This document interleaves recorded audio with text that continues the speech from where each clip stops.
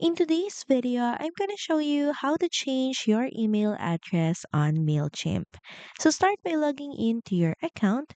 Then next is click on your profile icon at the top right. Then click on profile. So from here, scroll down until you see email address section.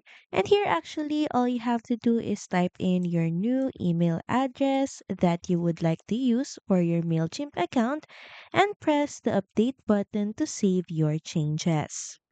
Now if this field is grayed out for you and that you can't have an access to change your email address, that only means that you're using your Google account to directly log in to your MailChimp account. And of course, for that situation, you won't be able to change your email address because it is already set when you used your Google account as your mode of logging into your MailChimp account. So that's pretty much it. Thank you very much for watching this video, and I'll see you again on the next one. Bye!